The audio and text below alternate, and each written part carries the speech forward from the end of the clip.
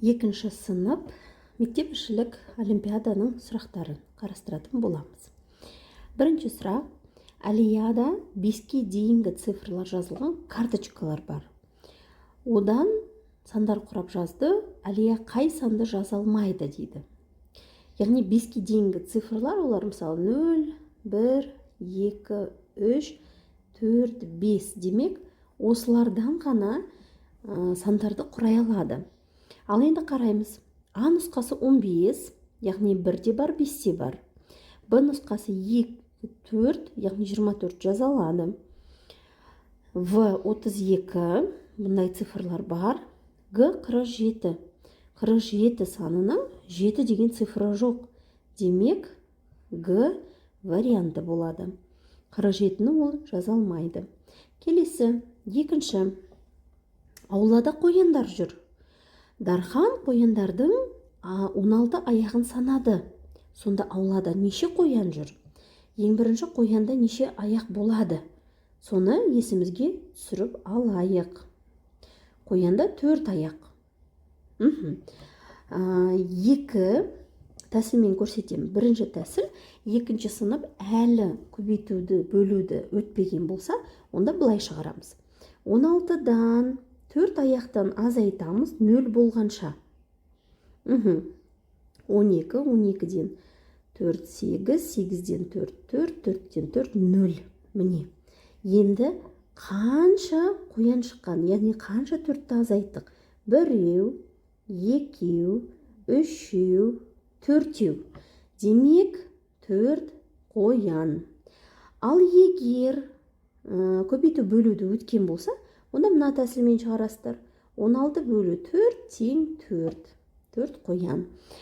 Сонда жауабы А болады. Енді үшінші. Суретте көрсетілген фигура неше текшеден тұрады дейді. Көрнекі түрде көрсетейін. Ол үшін маған суретті кесіп алу қажет. Так, тамаша. Осындай текшелерді санаудың тиімді және оңай жолын көрсететін боламын. Ол үшін мұқият қараймыз. Бұл үшінші сұрақ екен. Ең бірінші мына текшелер қанша қабаттан тұр? Соны анықтап алайық. Міне, мынау тұрған бірінші қабаттағы текшелер, мынау екінші қабаты, ал мынау үшінші қабаты. Енді әр қабатында төбесі көрініп тұрған текшенің үстіне со қай қабатта тұр, соның санын жазамыз. Төбесі деген міне. Ал енді бірінші қабатта міне мына тұрған және мына тұрған текшенің үсті көрініп тұр. Демек 1-1 деп жазамыз. Енді екінші қабат үсті көрініп тұрған міне 2, 2, 2 дейміз. Бұл нені білдіреді? Бұл мына 2 деп жазғанымыз екінші қабатта тұр, оның астында тағы біреу. Яғни 2 текше бар дегенді білдіреді. Келесі, үшінші қабатта тек қана бір ғана текше тұр. Үстіне 3 деп жазамыз. Яғни үшінші, яғни қабаттағы мына текшенің астында тағы да 2 текше бар. Бірақ ол бізге көрінбейді. Ал енді осының барлығын қосып шығамыз. 3, оған 2 текшеден 8 екен. Қоссақ 11, 12, 13. Сонда барлығы 13. 13 деген Б нұсқада. Так, тамаша. Ал енді 4-ті қараймыз. Көрпешені қалпына келтіру үшін тесіктің орнына дөңгелекшелердің қайсысын қоямыз дейді. Ол үшін мына суретке назар аударамыз. Бірінші күлгін түсті жолақ өтеді. Екінші жуандау қызыл жолақ өтеді. Сосын күлгін және қызыл. Осы ретпен орналасқан. Сонда 2 қызыл, 2 күлгін болу керек. Біріншісі болмайды. Екіншісі болмайды. Себебі мына екіншісінде қызыл жолағы не боп тұр?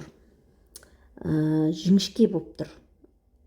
Так, үшіншісі мүлдем келмейді. 4 мүлдем келмейді, себебі ол жерде 5 жолақ болып кеткен. Енді 5-ті қараймыз. 5-ші жолақ бізге келеді. Сондықтан 4-ші тапсырманың жауабы Г болады. 5-ші жолақ. Келесі. Раушан мен Алманың әрқайсысы 9 жаста. Неше жыл бұрын олардың жастарының қосындысы 14 болды дейді. Әрқайсысы 9 жаста. Раушан да, Алма да. Олардың қазіргі жастарының қосындысы 18. Ал енді неше жыл бұрын олардың жастарының қосындысы 14 болды дейді. Яғни олар бірдей жаста, 14 болу үшін, яғни 7-ні қосқан кезде 14 болады. Қазір 19-да болса, неше жыл бұрын олар 7-де болды? 2 жыл бұрын. Демек, 5-ші сұрақта Б жауабы болады.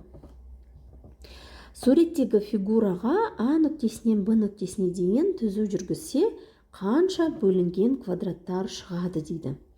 Бөлінген квадраттарды есептейміз. Және де мына жалпы суреттегі бөлінген квадраттарды есептеу қажет. Себебі кейбір оқушылар тек қана түзу жүргізілгенде бөлінген текшелерді ғана санап қате болды.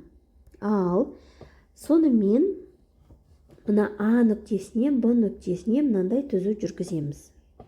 Бөлінген текшелерді санаймыз. Сонымен, міне, біреу, қазір. Так, бұлай істеймін. Біреу бөлінген, екеу, үшеу, төртеу, бесеу бөлінген деп сұрап тұр, яғни бөлік емес.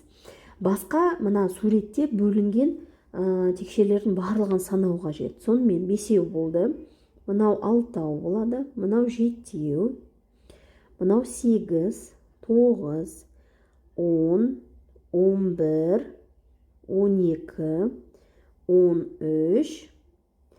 Сонда жалпы барлығы 13 екен. Так, 6-шы тапсырмада 13 ол Г жауабы. Так, тамаша, келесі. 7-ші. Әтеш бір аяқта тұрып 3 келі тартады. 2 аяқта тұрып әтеш неше келі тартады? Егер бір аяқта тұрса 3 болғанымен, ол 2 аяқпен де тұрғанда ол 3 келі тартатын болады. Сондықтан В жауабын таңдаймыз. Келесі сегін. Қоянның 3 көжегі бар.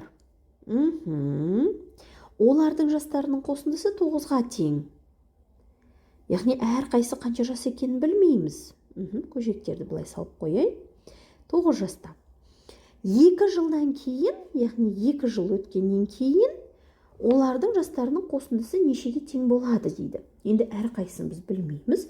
Бірақ 2 жыл бойы олардың әрқайсы 2 жылдан өмір сүреді. Дұрыс па? Демек 9-ға біз 6-ны қосуымыз керек. Сонда 15 болады. 15 деген жауап Г нұсқасында.